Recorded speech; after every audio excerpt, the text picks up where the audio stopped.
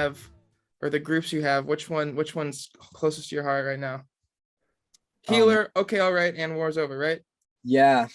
I would say, well, I mean, it changes, you know, like they're all close to my heart for sure. But right now, okay, all right, I would say, just because I'm finishing up an album and I'm just kind of in that flow right now. Oh, Yeah. really? I'm kind of stoked for that. I think okay, all right might be my favorite. Do you want to describe the essence of okay, all right? Yeah. Are we going right now? Is this the podcast? I mean, it seemed like a good entry, so I was just Yeah. like gonna fly. I love it. I love it. And now this is in there too. So Yeah, let's go. sweet. Okay. What was the question again? Just describe the essence of okay, all right. Okay, all right. Well, Maybe start where it came from. The name. yeah, that's a good question. I actually was just talking about this a couple days ago. It's from a song called Only by Okay is the band. And it's like obscure old indie song. And at the end there's like a voice clip of some girl saying, okay, all right, bye. That's how the song ends. And I was like, oh, that's so cute. But then I started thinking about the name and I was like, oh, I really like that. It's like, to me, it's like a deep breath. It's like a little mindful moment of, okay, all right, we're here. What's going on? Let's figure this out.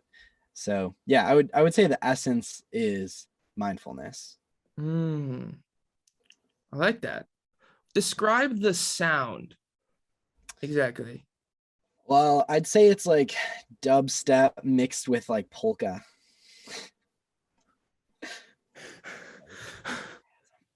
No, I would say it's definitely my saddest. You had me there. I was like, what do I not know? I was like, polka? What is that? How long have you been in LA? I don't know. I'm changed, Kalen. You're in the industry for too long. Get back to your Midwest roots. Oh man. Eat some more corn or something. Jesus. Honestly, that's a good way to describe it. It's definitely, I would call it Midwestern. It's like adjacent to Midwest emo. But it's more like folky, I would say. Well, I describe it as bedroom emo folk is the genre that I call it. Did you coin that? Yeah, you know, it's already copyrighted and all that. So really, you got the trademarks, got the label on it. They're just taking care of you. Just suing people left and right for using it. Who's first on the hit list? Who's been taking advantage of you too much, man? You want me to name some names? Yeah, just reel them off. I can beep them if you want. Well, you know, Billie Eilish, she stole all of her songs from me. I don't know if you knew fucking that. Way, man. Yeah, I thought Phineas made them or whatever. Well, you know, he had to get them from somewhere too. So, you know, I can't say more because of the NDA, but it's a very serious lawsuit going on right now. Jeez. Okay, what's like your biggest what was your biggest inspiration to just starting making music? And when did that happen? That was probably in Glen Ellen, I would imagine, our hometown. It was, yeah. I would like to say that, you know, it was just meant to be and it just magically started happening. But truthfully, it was more like I was probably like 9 or 10 and I was, you know, still just trying stuff out. I was playing a lot of sports and in clubs and all that. And one of them that my mom put me in was guitar lessons. And I didn't like it for like multiple years. I was like, God, this is a lot of work. It feels like homework. And so it was like a gradual process for me because like I liked music, but I didn't have like the vocabulary yet to say like I enjoy creating music. And so it was like a slow process. Like it was guitar lessons, sticking with that. And then a few years later, discovering music that I really, a few years later after that, I was probably about 16. Then it became creating music. And I guess that part of the process was pretty natural because it was like, okay, now I can play guitar and now what do I do with this? And now you got teenage hormones and you're like, I gotta let this out, man. Exactly. Honestly, that's so true too. When I listen back to my first songs, which is the Morning Songs EP of Okay, All Right, it's like the saddest thing I ever made. Oh God, were you just in a bad spot? Was it just a cold Midwest winter or something? Honestly, yeah. I mean, you know, when you're 16 and like, you know, you got heartbreak and social anxiety and yeah, -20 degree winters. Yeah. it's bound to get a little sad. You should record a music video where you're just standing in. Okay, so you know how in the Midwest, when it's not between like May and October, all the cornfields are just dirt. You Yeah, should just do an entire music video where just standing alone in the dirt of an empty cornfield. I love it. That's a beautiful. Just so empty. You could do a You really sad one there or something where you just feel alone. You know what that reminds me of is that one railroad track spot that you showed me that was like out in the fields, and it had like power lines and just like grass as far as you could see. That was the most Midwestern moment of my life, I think. Yeah, and I liked it too because you can see the highway in the background because you're like, yeah, we're not actually that far out there, you know?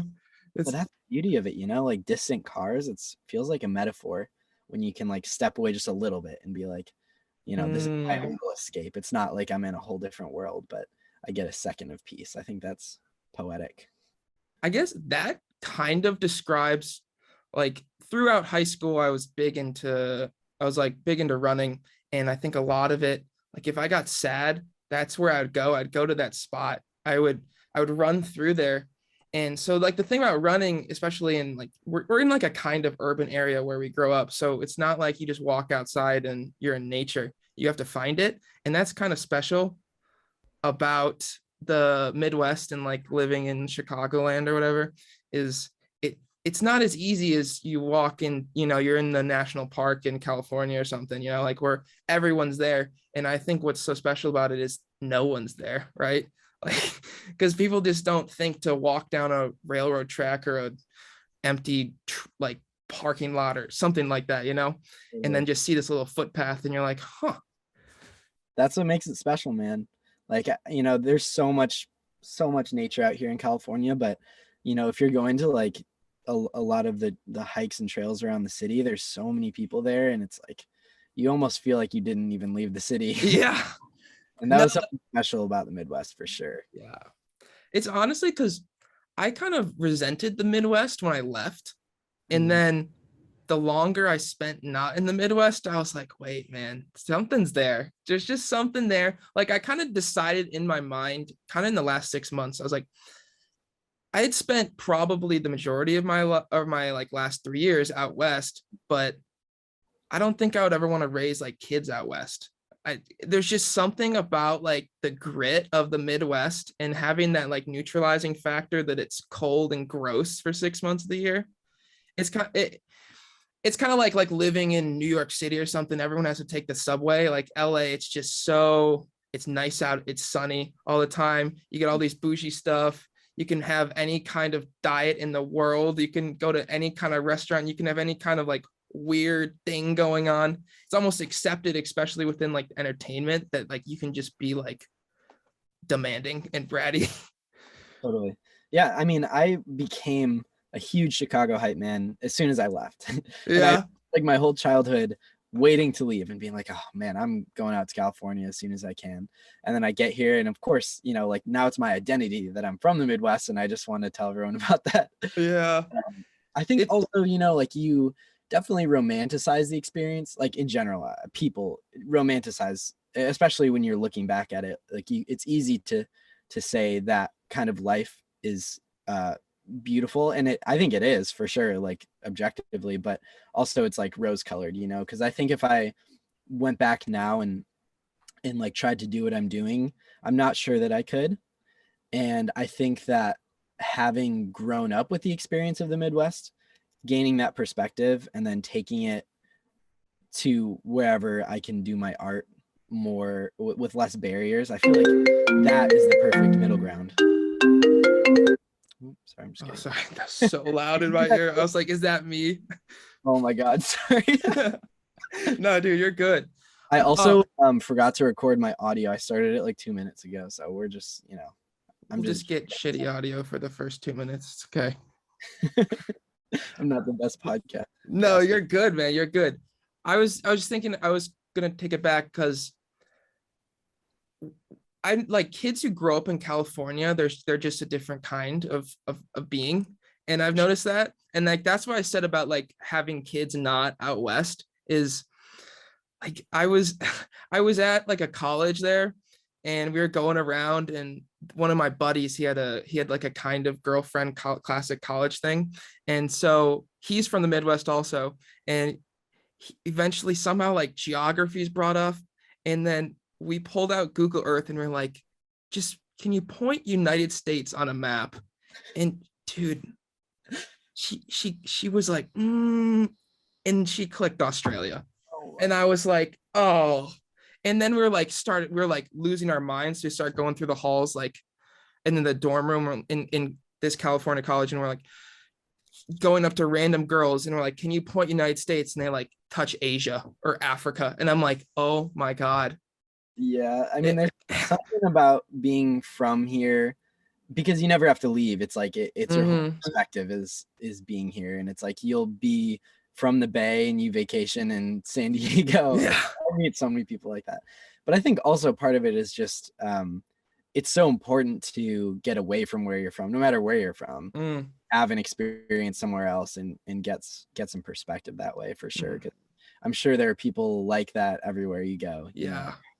Yeah. So. It's funny too because um Midwesterners vacation to California, and then Californians are like, well, we could go to like, you know, Cancun, or we could go to Hawaii, like we could like, or we could go to San Diego, you know, and we're just like a lower level, I guess. Anyways, um,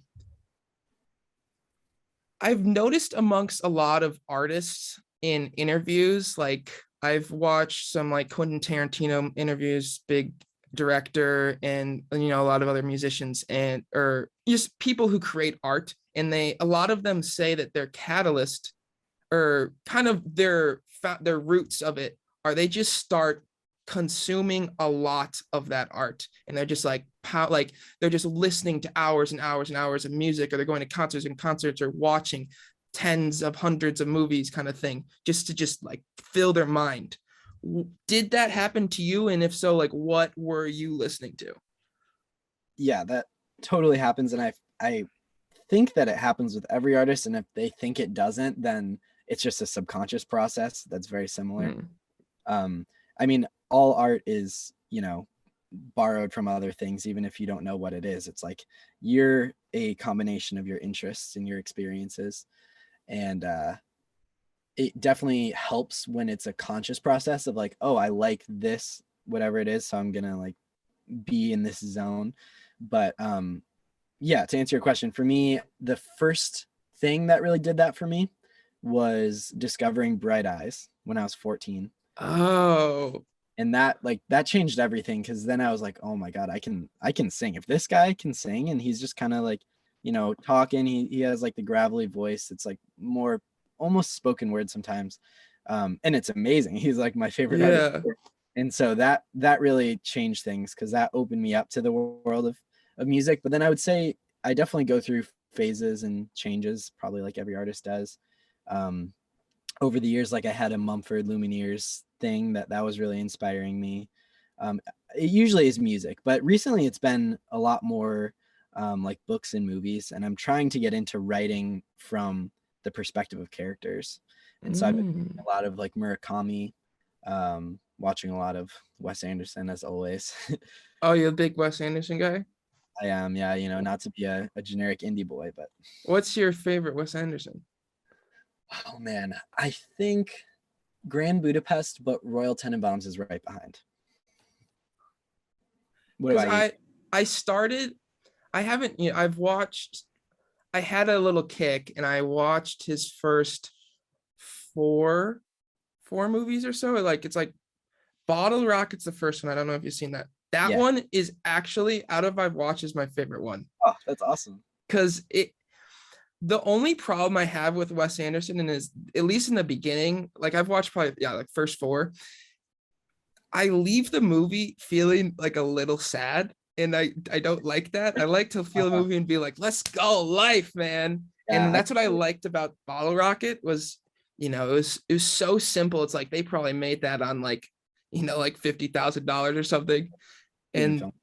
just it went over the course of like 2 days, and it's just this whole awesome movie that makes like no sense, but at the same time, as an 18-year-old or whatever their characters are, it's like that's like I could imagine how that's how like a lot of people would think, like, oh, let's go rob someplace, but then you rob a bookstore. Like, I gotta Yeah. break you out of the mental hospital. Dude, I'm just at like therapy, dude. Yeah, I mean, his comedy is amazing. I have two things I wanted to say about that. Because I totally agree. Like, you walk out of a lot of his movies with like a bittersweet sadness.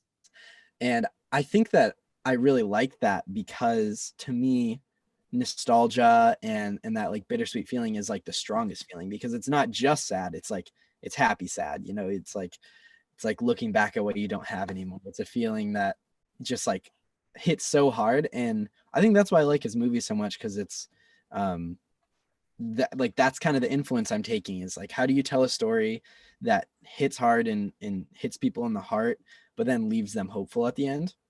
And I think he's really good at that. And I also wanted to say, I think that like his later movies especially are a lot more bright and poppy and like narrative driven. And if you should watch Grand Budapest, I think you'd really like that. Okay. I'll check it out. I'll check it out. I just, for whatever reason, especially the way Bill Murray can just like be the sad middle-aged man, just it's like, oh my God, man. He just always has a shitty relationship with all of his family and his wife, and he's just like on the edge of just killing himself, basically. Oh man. Rooted in reality, probably.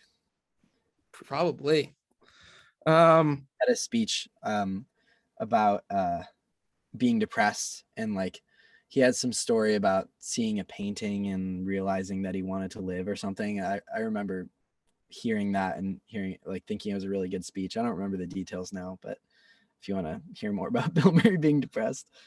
So Bill Murray, I thought you were talking about Wes Anderson. So Bill Murray was depressed. Yeah. Oh, during that time period? Yeah, it was a while ago, probably 10 or 15 years ago. So he was really just going into himself. Yeah. That's pretty. His whole brand. I feel like his best movies are like that. Like Lost in Translation. Have you seen that? I've not seen Lost in Translation. Very similar kind of mood. It's actually, it almost feels like a Wes Anderson movie in some ways. Yeah.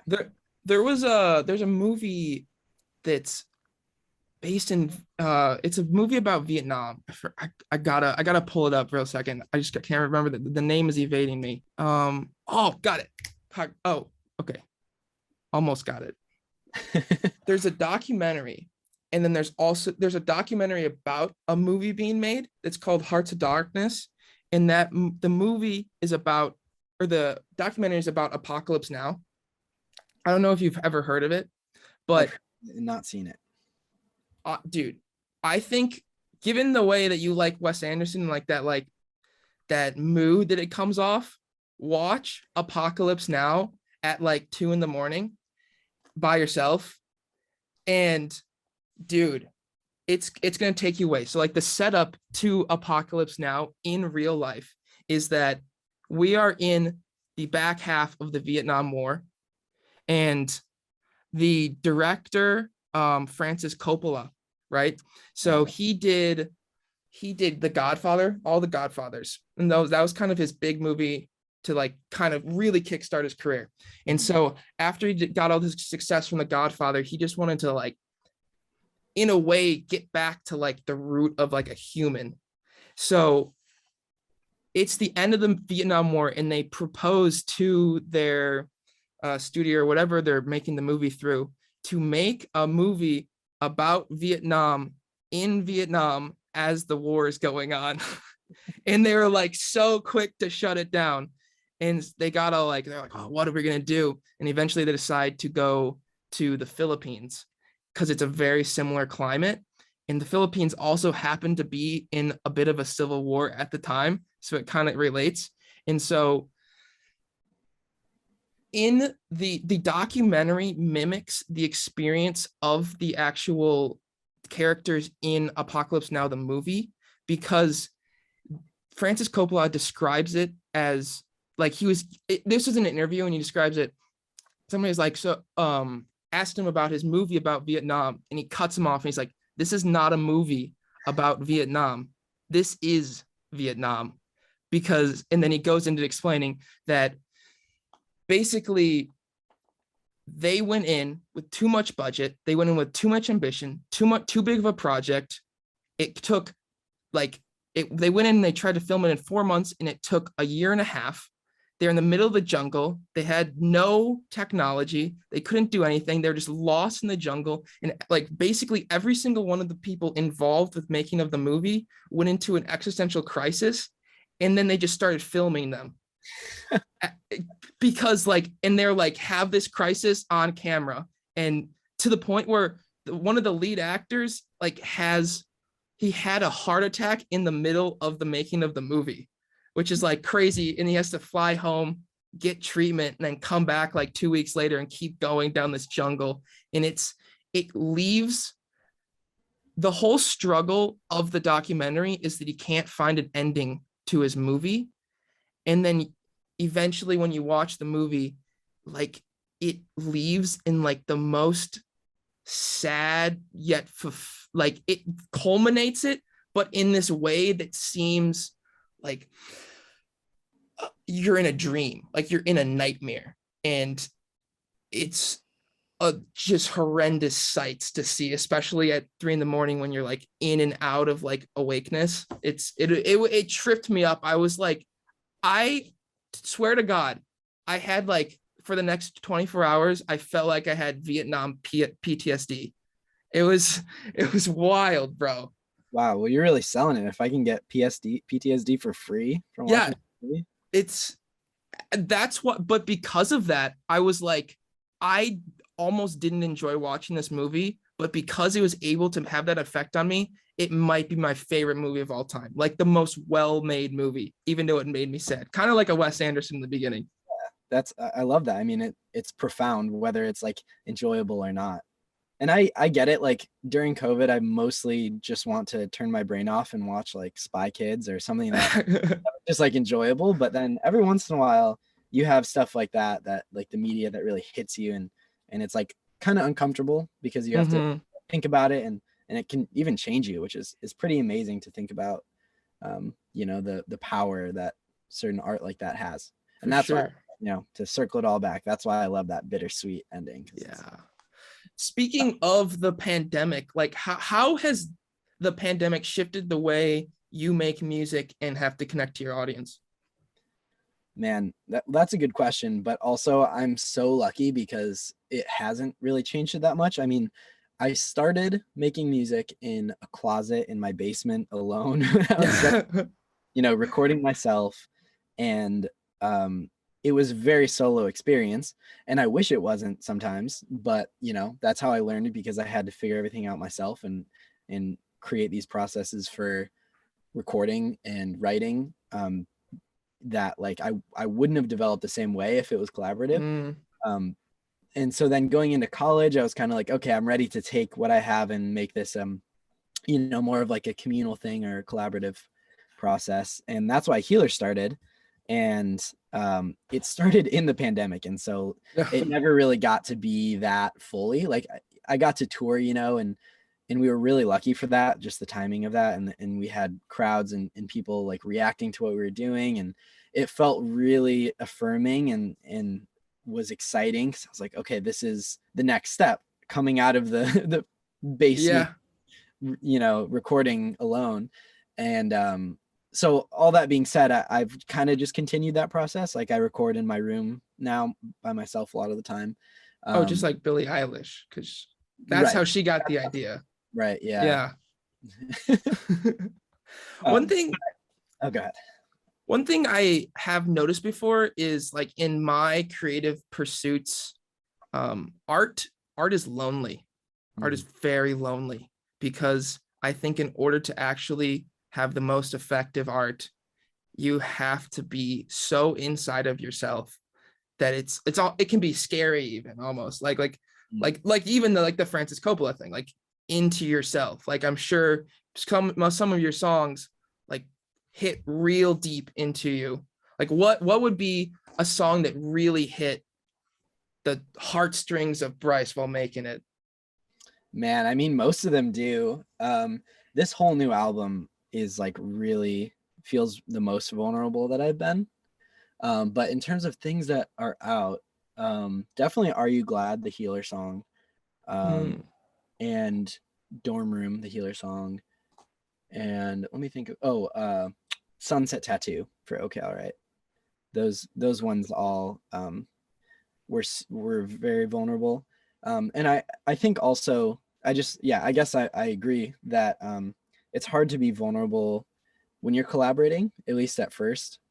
And so like now that I'm thinking about it, most of my favorite songs and pieces of art are kind of like they at least start in one or as one person's experience. And like something like a movie or album for a band, like it takes a lot of people to get that done. But I think it kind of starts with one little spark in someone's own mind and heart, and it kind of has to start there a lot of the time. Do you want to pull up a song? Let's do it.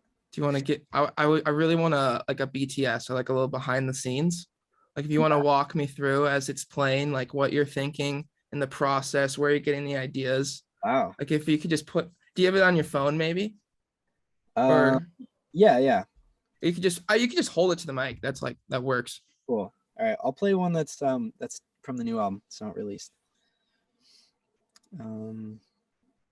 Okay, let's see.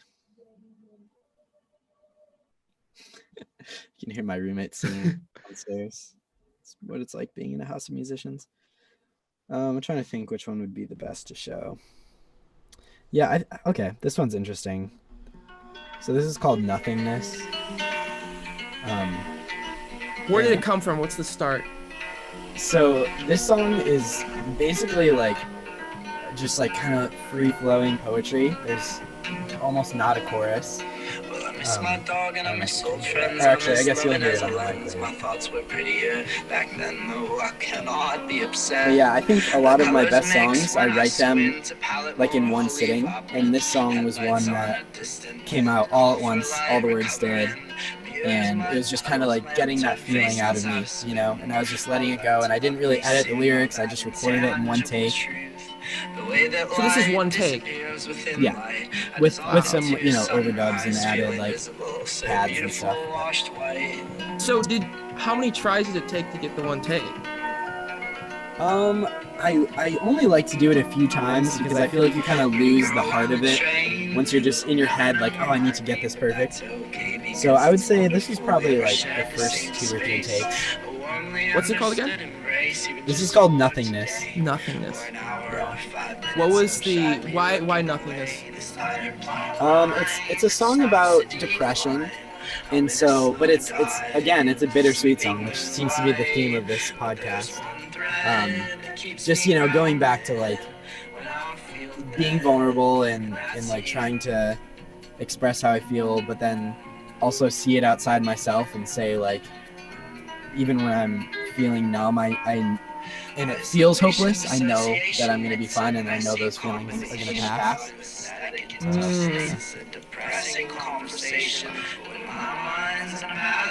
What's your favorite lyrical moment of the song? I like this next line here. Okay.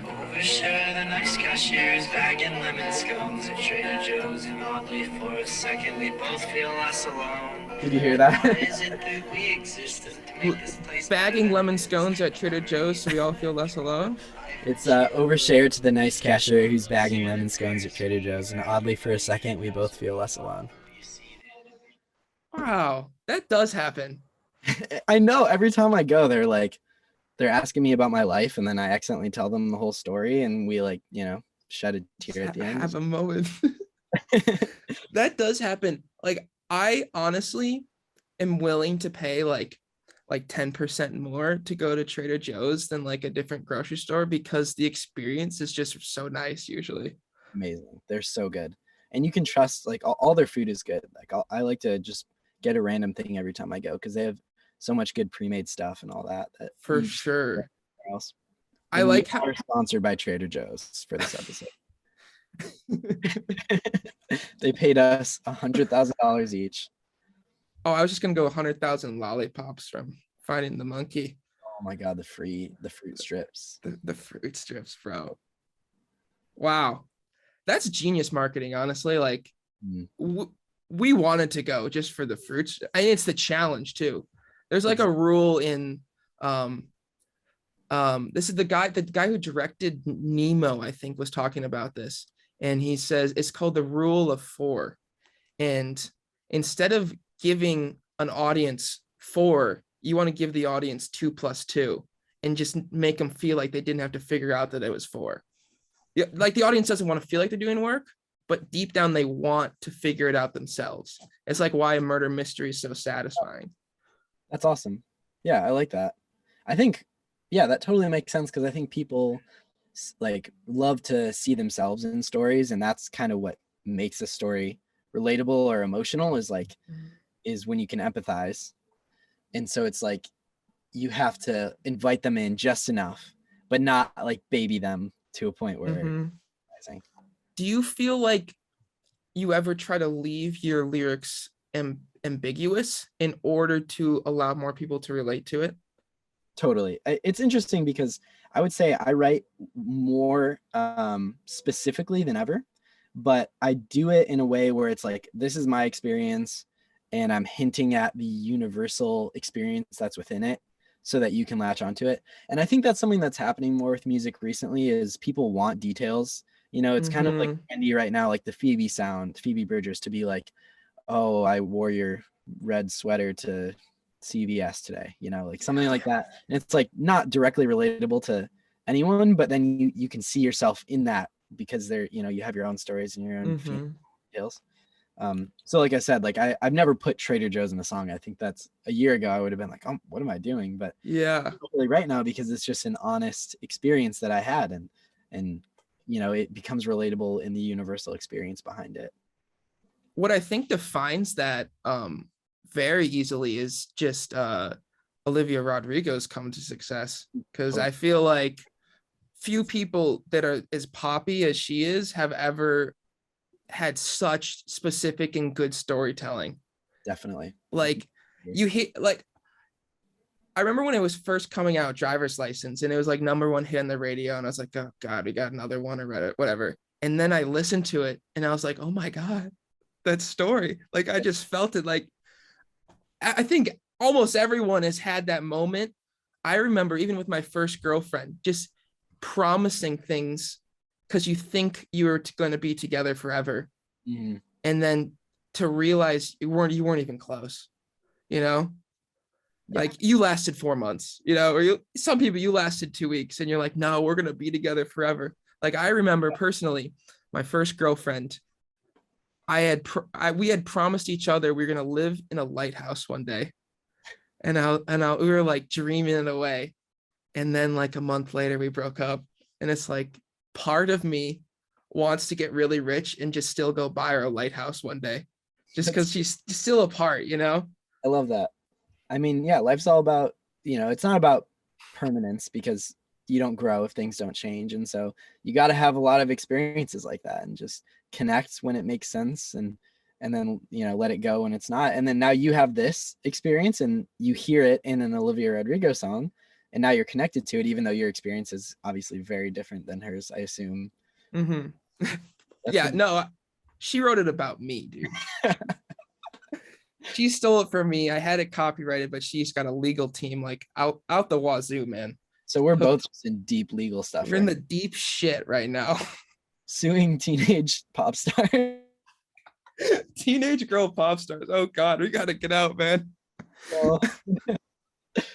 It's not looking good for us. Are you one for New Year's resolutions? I like goals. I feel the same way. Attach them to the year a lot, like throughout my life, but I did this year. Like I feel like I was like, okay, this is a new year, new chance. I think a lot of people kind of needed that with the state of the world. It's an exciting idea, even though nothing actually changes.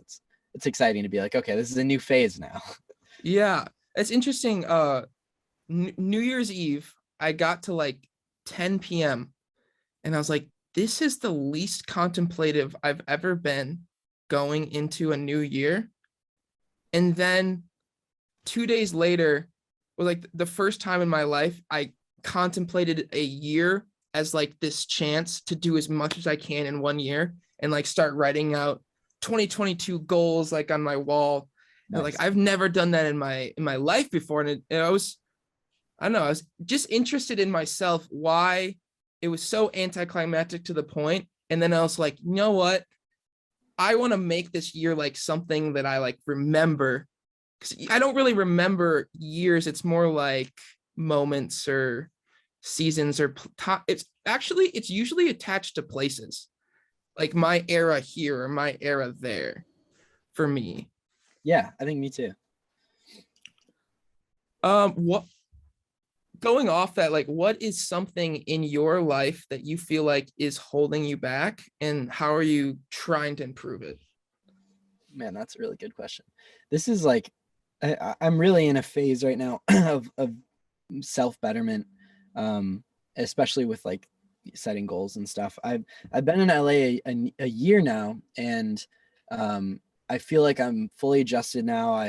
And there's no more excuses for not getting done what I want to get done. And so I've been good about the goals that I'm setting. Like I regularly go to the gym, which is something I had never done before. And now Let's it's like go.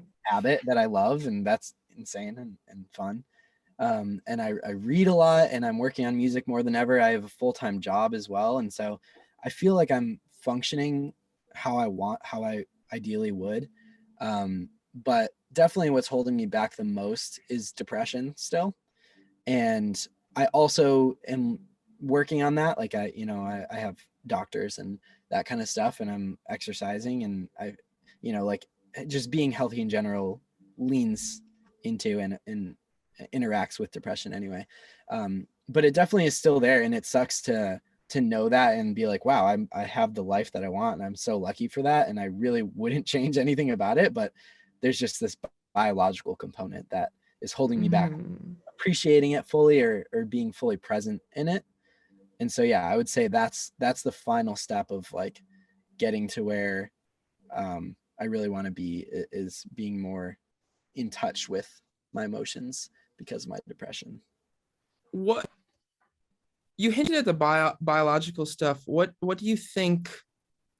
What do you think the root of it is? Do you know? Is it that's just like what's up in the air? Like, is that what you're trying to figure out? I know depression's it's such a hard thing to figure out. You don't know exactly where it's coming from, and it's probably eye-opening to see someone in your position who has, most of the dreams they set out, you're going for still. Like a lot of people leave their dreams behind, and they might blame that for why they're sad. But to see it carry on through this, what do you think is maybe the root or something that you need to work on to get to that point? Yeah, that's a really good question. And also I majored in psychology, and so I feel like I can speak to this a little bit. Just like mental health being a subjective experience in general, it's hard to really pinpoint those things, but I think definitely a component of it is genetic. Part of it is COVID and just having 2 years of world stress and like just worrying about stuff like that.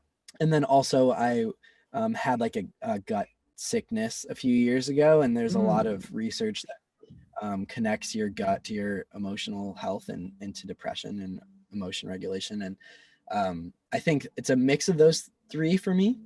And like you're saying, like I really feel very fulfilled, especially my new job is in crisis work and mental health. And so, and that alongside my music, it's like I feel very fulfilled and like technically happy. I'm doing exactly what I want, and I live with some of my best friends, and like I'm so grateful for that. But there's just the component of feeling the joy of it is just not there, and for the reasons I said before. And so I think, and I think it's scientifically backed, that it's something that will gradually get better when you work on it, and there's not one right answer to it and one way to approach it. But like I'm trying meds, and I go to therapy, I work out, I eat good, I try to sleep good, and hopefully it can only go up from there.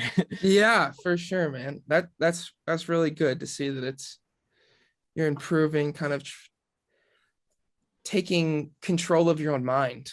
I know there was definitely a time in my life. I think it was during COVID when I was probably doing what most people were doing, where you're just consuming a lot of media, you're consuming a lot of bad food, you're not leaving the house, it's dark, you're just like locked in your room or whatnot.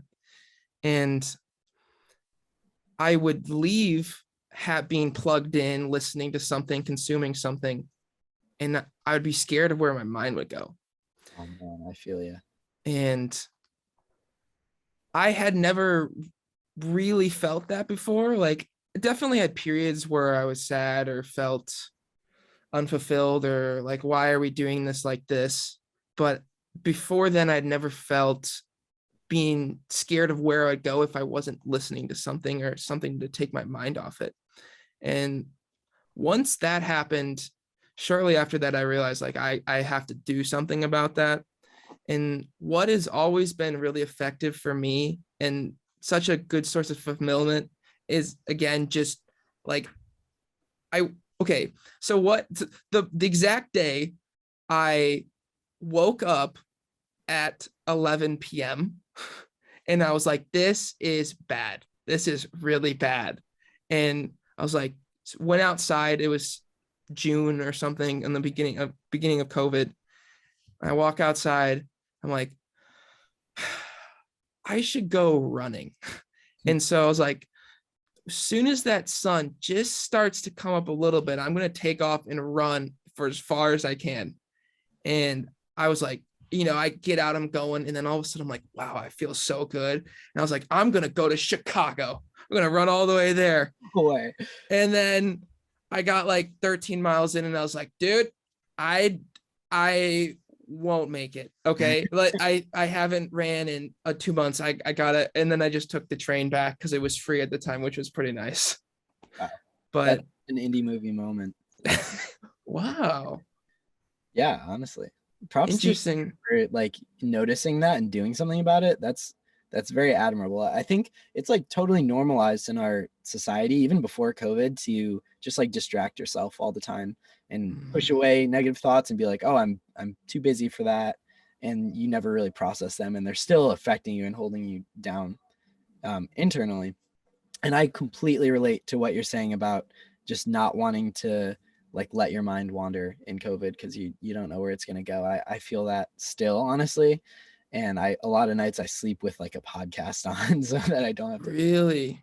But it's like, that's the easy way out because you got to face those feelings at some point. They don't just go away, and it's but that's what therapy's for. So yeah. I think something that I'm very grateful for was that I didn't do virtually any social media or technology until I was 19. Like, that's when I got the first time I had like got a phone and used it was going into the summer before freshman year of college. And so not having social media up until that point has probably been a bit of a detriment to doing social media, to try to like, because I like this because you can use creativity and art in a way. But I think being able to grow and find myself through my teenage years without having the distraction, and being able to do that and being strict on myself to not, I never have my phone where I sleep. I never have technology where I sleep. I think to anyone, if you struggle, if you can't sleep or you get scared of what you're doing, don't bring technology into where you sleep. Like, that is like a sacred, if you keep that as a sacred place, just go on your desk, go on your floor. I don't care. But you keep where you sleep, you kind of can condition your mind to not need to scroll or wander. And then once you're scrolling and wandering, you're going shh, and you don't know where you're going to go next. I love that. Yeah, I don't subscribe to it, but I wish I did. I totally. Yeah, I think honestly, that is. I'm sure there are some downsides, especially when you're pursuing a career that involves social media. But I think that probably you being introduced to it later on means that you were more equipped emotionally to handle it, and you probably are a lot healthier of a user than you would be if you had started being addicted when you're 12 like most people. Yeah, I think one thing though that is to my detriment is I just hit puberty so late compared to like I'm telling you, dude, that was probably when I was hitting puberty, was like 18, 19. Like, Really? bro, like I talked like a child up until I was like 16. And it didn't. Okay, I remember, when was the first time you had like an attraction to a girl? Like an actual attraction? Oh man. Um, like does TV count or movies? Sure. It was probably Hermione Granger when I was like 8 or 9. The first time I remember being actually like attracted to a girl, like beyond like I liked companionship, right? And I think girls were nice for that because it was a different style of human, and maybe a little bit they would listen a little more, or they'd be more caring, or whatever it is that I found. But the first time I was attracted to a girl, I I was 16, I think. I remember being in um English class with Mr. Moran, and Oh, then we all the class was ending, we all got up, and I looked at one of the girls and I was like, I get it. oh, whoa, dude. And Oh, I was like stunned, and I like walked through the halls like this the whole time. And I was like, this is what it is, man. This is what wow. everyone's talking about. And I don't know. That's so interesting. I mean, everyone's on their own schedule, there's nothing wrong with that at all. And honestly, you probably had more brain space not being occupied by girls for like 4 years longer than everyone else. So that's Yeah, man. cool. Wow. That's so funny. One of my favorite moments, and I like this to me feels like a moment, was you guys, it was like 11:55 p.m. and it was the midnight release of your first Healer song, Yeah. and you pulled into my driveway. It was make you sad, right? Oh, that's right. Yeah. And you pulled into my driveway, and at the strike of midnight, you just started blasting the motherfucker. And it was so fun. We're all driving around. It's you, me, and Cam, which for those who don't know, is Cam is kind of his partner in crime, at least through his hometown, at making music and taking on the world. And I would see someone walking the street. I'd be like, my friend made this song and he's right there. And we'd go crazy. And I just love that because it just feels like one of those movie moments. And for me, I think another moment that must have been for you was moving to LA with your life and your career in your car, and for the first time really being independent in a way. Like the first, like you went to out to college and you did that, which I mean most people do, but you're really not independent. You're there to do a task that you're in the structure, but you went to LA and you're like, I'm going to chase my dreams and I'm going to become fully independent and do what I want to do. How was that? Was it scary? Honestly, it wasn't that. I mean, there are certain parts of it that are hard for sure, but I was so lucky to know pretty young, fairly young, that what I wanted to do. Like I probably knew by like 17 that I was meant to, well, one, help people. That's like the heart of what I do. But two, music is my big passion as well. And so I was so lucky to know that, because then it kind of just started to fall into place. And it was like, where am I going for college? Well, it's going to be California, so I can be by the music. And then it was like, what am I going to do after college? Well, I'm going to go for music, because that's like, I know that's what I'm meant to do. And so I never had to question anything like that. Like I knew that it was what I needed. And just the scary part, I guess, is just the logistics. Like, how's this going to work in COVID, and how am I going to support myself? And, what if this doesn't work? And all those thoughts, and those never go away. The imposter syndrome probably never goes away. That's what they say. But also just the fact that I came out here and lived with 4 friends right away, and I already had a bit of a following and like a label at the time, and a supportive family. It really felt like pretty comfortable to just keep following the dreams. You know, I never like considered that wasn't what I was going to do. Amazing. It must be nice to have that support system, and then also like the financial aspect of having the label, and I guess also the emotional aspect of feeling like you kind of made it with the label. Like somebody believes in you enough that they're going to pay you. It's got to just be like, oh, okay. Yeah. Well, you know what though? It's a double-edged sword. I think that's the right term for this. Mm-hmm. It's like, that's true. And it's some validation. But the thing is that validation wears off. And then it's like, oh God, now there's pressure from a team of people who their job relies on me creating good things. And so then it's like, I had this whole phase, and it took me a year to learn this, that you have to create for yourself, because I got into this mindset of wanting to please them. And I was kind of like, well, what songs do they want me to make? And it started to veer slightly from the songs that I wanted to make. And, you know, that's natural when collaboration is involved, and that's okay.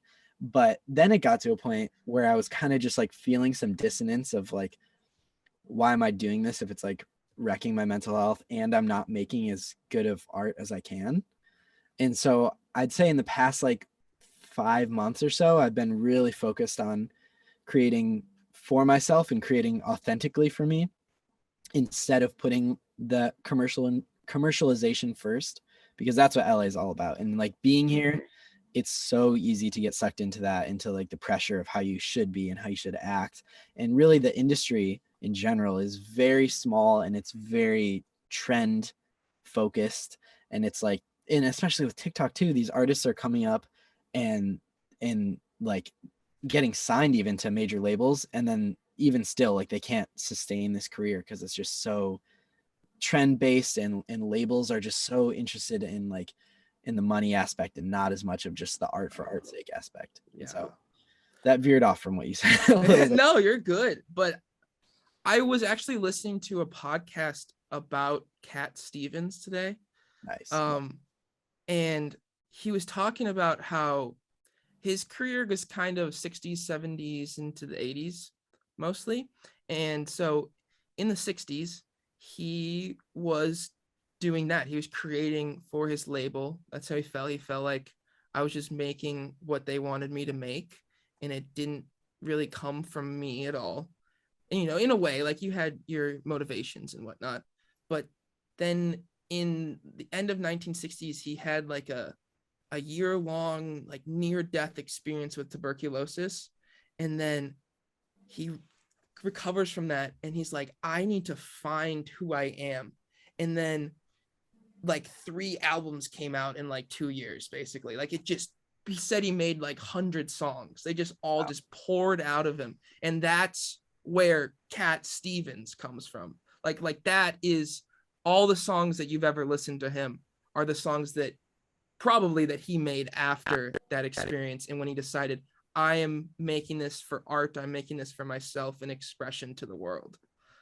I love it, and I fully support it. I think art, it doesn't even have to be like serious or, you know, sad or heavy or anything like that. It just needs to be authentic. Like I love dance music and dubstep and stuff, and like I'm not an indie snob who's like, oh, that's not real music. Like I love music that's just fun, but it's still like it should come from a place that is, you know, within you, or, you know, it's just like I feel like it's so easy to see through this veil of like, I'm doing this for popularity, or I'm doing it for the money, or to appease the industry, or whatever it is. It's I'll always be on the side of the weirdos and the outcasts who make the indie music that, you know, your fan base is smaller, but those fans appreciate you so much more deeply than a lot of pop artists fans do.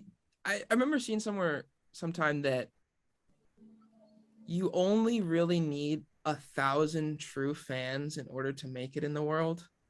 And what you find with like pop artists is like, yeah, they get the flash and stuff, and maybe they have 10 million fans, but maybe 5,000 of them actually care, right? Versus like someone in your position or somebody does your kind of music, maybe they have 10,000 fans, but like 2,000 of them are diehards, man, and they'll Right. do anything for you. And Yeah, totally. It's more about like creating a safe space, at least in my opinion. Like the reason that I would go that lane, besides it just being more authentically who I am, is that you can like create a community for people who identify similar to you, and just know like they feel affirmed and validated that there's people like them in the world, and it's like this little community. Versus someone in pop, like I love pop music, and I think there are people who do use it in a similar way to a big level.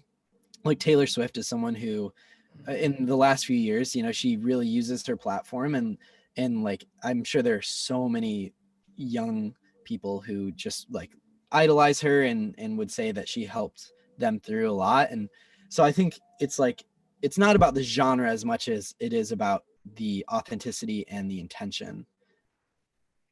yeah, that is true. Because I mean, some people probably their personality is pop music, or dance music. Exactly. There's a wide range of people. I do remember you saying your number one goal or feeling is to help people. Mhm. Do you feel a motivation or even an obligation to make music because it can help people? Absolutely. And like I said, I just recently started working in crisis services. And before that, before college, I wanted to be a clinical therapist. And so that was me saying, like, I feel obligated to help people with my life. That's like the one thing that fulfills me and drives me. And so that was like, okay, I can sit down and help one person an hour and like deeply help them and impact them. But then I also know that I am passionate about music. And if it gets to the point that I want it to be at, then I can do that all the time for millions of people instead of just limiting that. And so I definitely like feel like music can get me further, and I have to try. But worst case, if I'm spending my whole life doing music and have like a small fan base, and then I can also work in mental health, then I will definitely feel really good about that. But it's just I look at people like Jack Johnson is someone who to me is using their platform perfectly to help the world, and he's chosen environmentalism, and it's something that he knows and he raises money for. And it doesn't like cheapify his art. It's still very good authentic art, and there's not that many other artists like that. Like most of the people at the top are not doing in my opinion are not doing enough to use their platform for good. And I'm not even saying like politicizing a platform. I just mean being a good role model even is something that a lot of celebrities don't do. And I just I feel an obligation to be a good role model and help as many people as I can. And like that to me is the purpose of my life. And so why would I not throw everything I have at accomplishing that? If you were to control how you controlled the music industry, how would you change it? I think the business model has to go. This is like just, I haven't thought about this too deeply, but my first We impression know you sit in your room all night. You stare off into your ceiling and you just think about every single detail of how you're going to take over. Yeah, I think like the main problem is that money is the motivation, and that corrupts the authenticity a lot of the time. And especially now, it's like back in the day, tours made a lot of money and people bought CDs and records. And now with streaming, it's like there isn't that much money going on, and labels have to work a lot harder and kind of like take advantage of the artists a lot more. And so I think the times where an industry works best in music is kind of more of like a collective philosophy of like it's artist owned and it's artists supporting artists. And I don't know exactly what that looks like, because obviously we live in a capitalist society, and it's like there will always be commercialized music, and there kind of has to be in some ways to distribute it to everyone. Somebody has to do that. But I think just more artist focus and getting more artists on the industry side too. People who like are passionate about representation and fairness and art for art's sake, because they're really, it seems like cliche, like you'd be like, oh, the businesses, you know, that's like in the movies where they're, you know, they're evil. Like in real life they probably are just, you know, people who love music and want it to be heard, and it's just so much more complicated than that. Even if you go in with that mindset, it's like to maintain that and get far, it's just like it's not really a thing. And like those people get pushed out to the outsides, and then they have their little indie communities, and like it's amazing, but it's sad that like to dominate, you kind of have to be business driven. So it was funny. One of my notes I wrote down in preparation was, in a quote, "Is the music industry as much of a shithole as it's portrayed in movies?" Yes. How has that shaped you? Have Well, you let it get to you? Like I said, this year was me learning that I didn't want to be a part of it. And like LA has millions of artists, and so there's obviously a lot of good ones too, like Field Medic and Derek Ted and those people out. They were in the Valley. I think they moved recently, but there are these good pockets of really good people. But what I realized is like this city pressures you into commercializing, and there's a lot of opportunities to do that, and it's so easy to lose yourself in that. And it's definitely made me, like I said before, like care a lot more about authenticity, and it's made me want to just do things myself again, which I spent my whole teens being like, my dream is to be on a label, and then I'll have everything figured out and it'll all be great. And then I got there, and it was a small label, but still, it's like at the end of the day, the pressure, like it would only work. It was still on me to make it work. I still had to make the really good art, but then there's just these new pressures and new things to consider that kind of stray you from the art. And so I'm just kind of back in the mindset of like, just make the art, and if it's true to you and you work hard at it, it'll get better and better, and people will connect with it. And you don't need anything more than that, in my opinion. It's just like the songs have to be good and true, or else PR and social media ads and all that, it won't help you, you know? So just do it yourself. That's the mindset I'm in again. I feel like in a way today is easier than it's ever been to actually do it yourself, right? Because you can be anywhere in the world and make music from your bedroom, right? I'm so glad for that. And it's also, like I said, with the industry, it's like putting it back in the artist's hands a little bit, because they don't need labels anymore, and labels don't want you to know that. But it's like you can self-release, and people can find it on the internet, and you could be 14 and self-produced and have no team and be insanely successful. And that is never been the case before, and it's so amazing that it's the case, and it's like a whole new wave of art because of it. What is like if you had a pie chart of the money in music, what would it look like? How much is touring? How much is streaming? How much is people actually buying records? How much is merch? How much is ads, sponsorships, promotions? Where does that pie chart in general, or for me? You can do both. I would say in general, most of the money is still made from touring. Like if you're just a streaming artist, you probably won't live off of it until you're very successful, which is, you know, people get there for sure, but like 0.3 of a penny per stream. And so if you have less than, I don't know, I don't want to like put an exact number on it, but I'd say around like 100,000 monthly listeners is just to like pay your rent and groceries and that kind of stuff in LA. And so you need to do more. And I know a lot of artists make most of their money from touring still. And yeah, I mean, obviously merch is a part of it. I can't speak to that too much, honestly. I've done a few runs of merch, but it's like, you really have to have a fan base for that to be consistent income.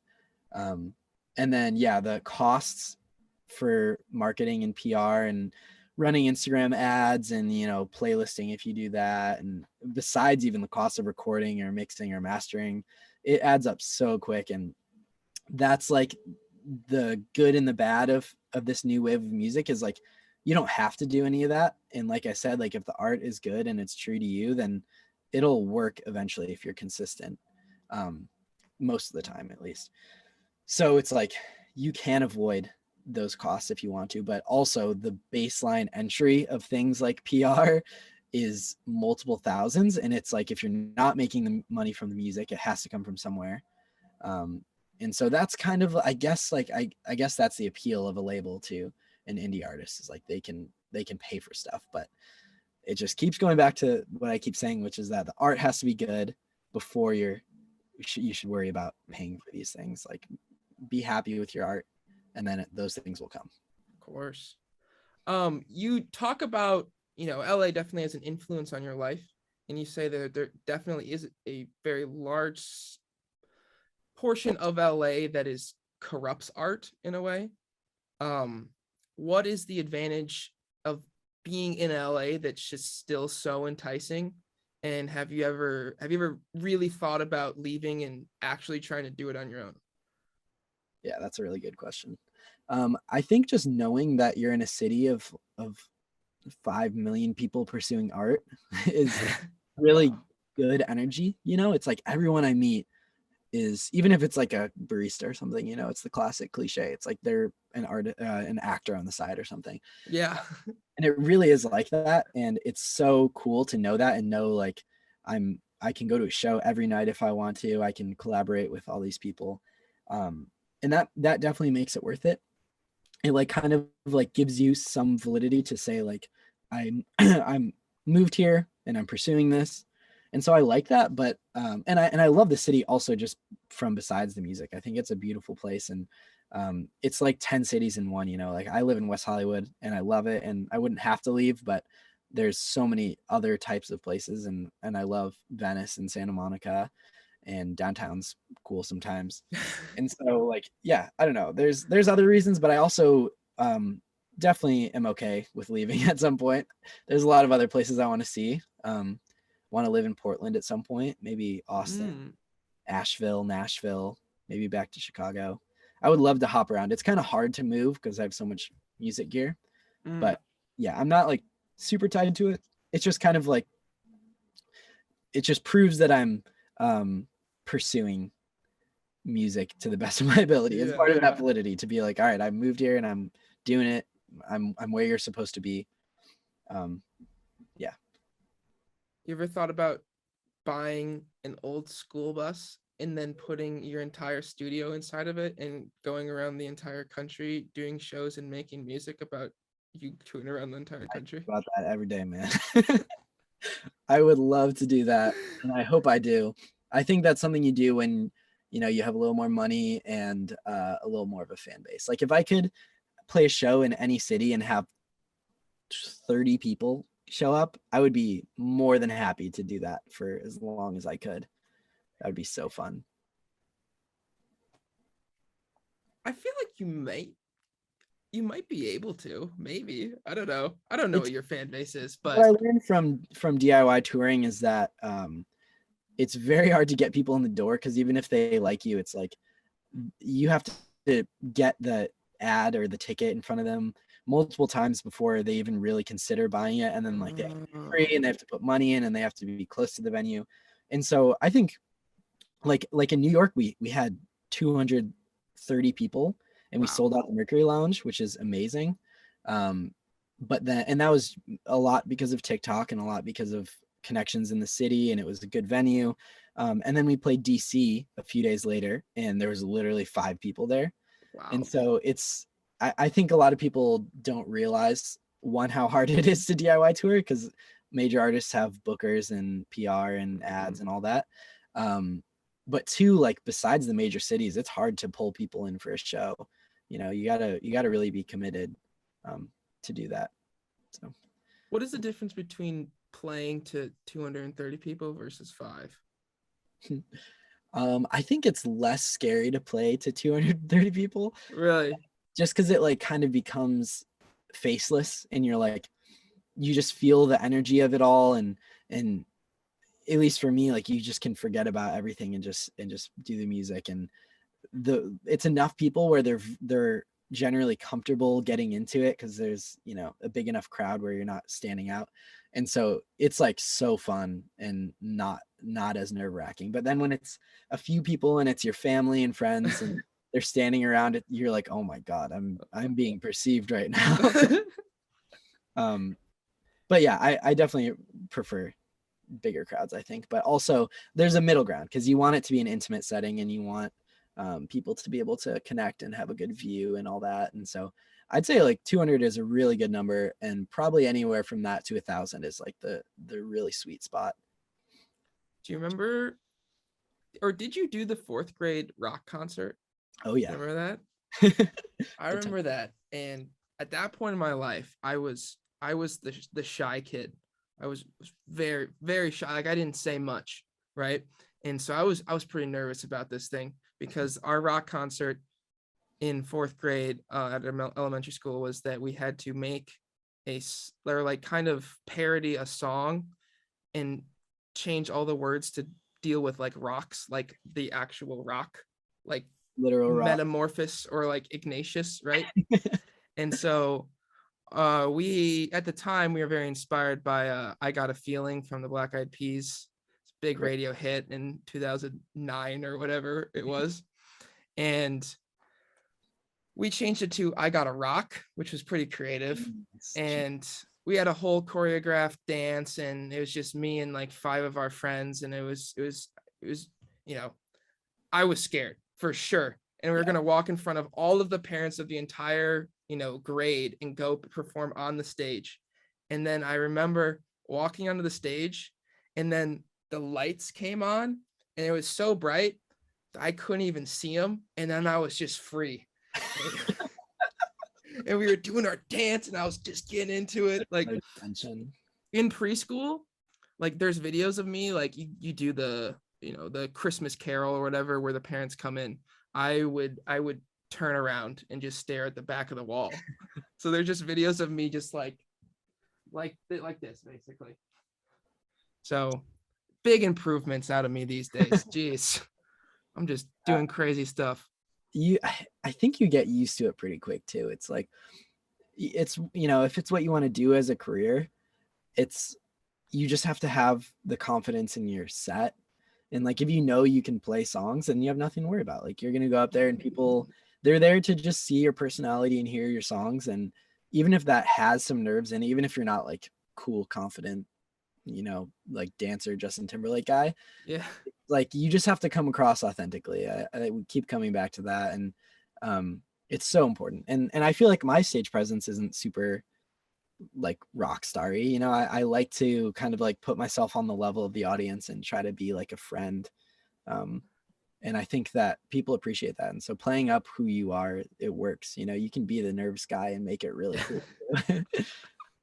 That does kind of work. How do you practice stage presence? Is it just doing a lot of venues, or do you ever watch yourself over like a football player? Like it's like, oh, I was too this or too that, or is it just really just I'm gonna be in the moment and play my songs that I love? Yeah, I do not like watching back of my performances, but I think just like I said, like if you're confident in your set, if you practiced a lot, then you have nothing to worry about. And in terms of practicing the actual stage presence, yeah, just play a lot of shows. Like if you're starting out, play open mics and do all that. I used to play a weekly open mic at Sam Ash, the music store. They would give you a $10 gift card just for performing, which was amazing. Oh, wow. And I'm sure it was horrible, even though it's like 3 people in the audience and it's in a music store and nobody cared that we were there. Like we were on a stage and it's the same feeling, you know? So definitely like starting with that and you work your way up from there, then it all comes naturally. That's pretty beautiful, man. Glad you think so. One thing that I realized while washing dishes one day is that what you think about while you wash dishes is what is actually on your mind. And what do you think about while you're washing the dishes?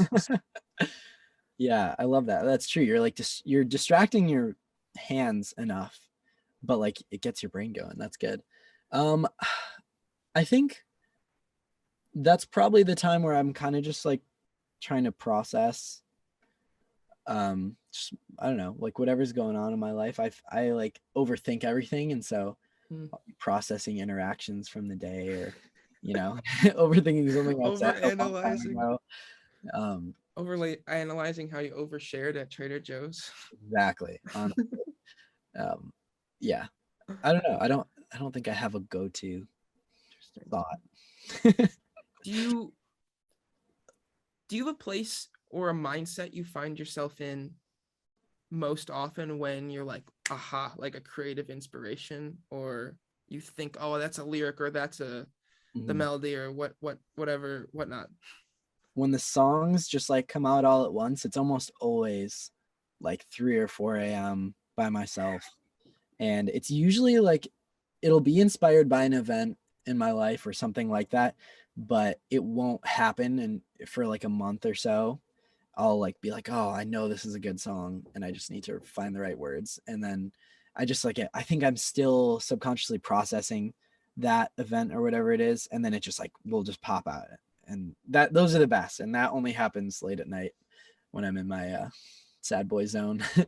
But then also for like writing little lines and stuff, I do that all day, every day. And if I like see something that sounds cool or whatever, I'll just write it in the notes app on my phone and revisit that when I'm feeling more capable of writing longer form. I'll like just take those small ideas. 1 second. Yeah, I'm good. You watching time? Yeah, I'll be out in 5 minutes. Okay. Sweet. You getting kicked out of the library? Yeah, dude, she was knocking for like 3 minutes, and I was like, I can't just like interrupt you in your beautiful monologue here. Like that's just, and I'm like, what do I was like, should I knock back? But I couldn't reach the door without looking just like I was jumping out of frame. Man, you ever get kicked out of a library? That's a pretty punk thing to do. Should start wearing my hair down more.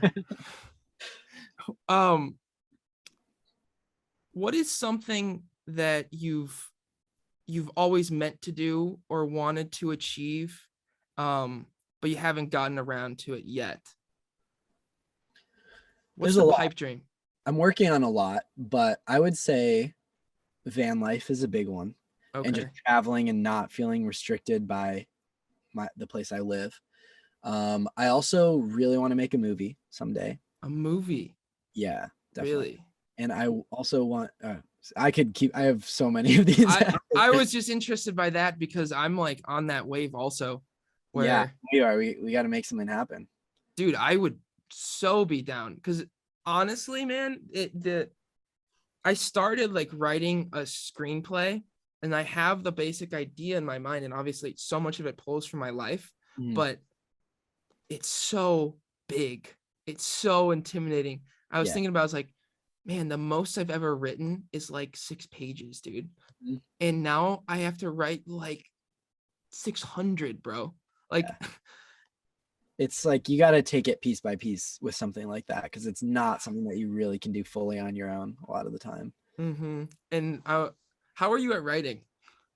I love writing. Really? I haven't really done any like screenwriting type stuff, but I would love to figure it out. I feel like it can't be that different than other writing. Maybe I don't know. Maybe we'll talk off pod. Sweet. Off the pod. After we're done casting the pod. After we're done casting. Okay, last question.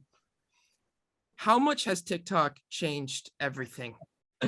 It really has changed everything. I mean, like we said, with artists being able to blow up from their bedroom with no support when they're young teenagers is insane and has never been the case before, and that's amazing.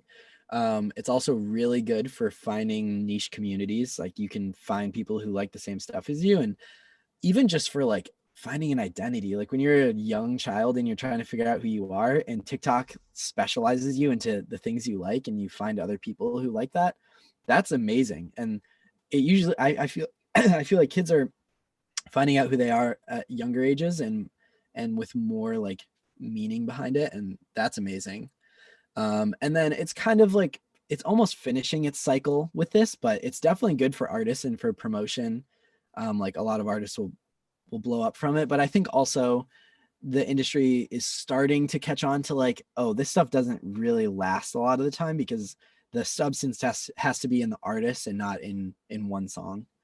And so I think it will continue to blow up artists, but it'll be in a lot more of a focused way where it's about cultivating your career, is my prediction at least. But yeah, TikTok, man, it's changing everything. Changing the world. Well, man, thank you for coming on, Bryce. We got Bryce from Okay All Right, Healer, and War Is Over. Check them out on all streaming services. Perfect. We got a new album coming out. Is there a release date? I'm going to announce that soon, and it's going to be some singles in this early spring, late winter, and then hopefully album March or April is the plan. Wow. Get stoked, everybody.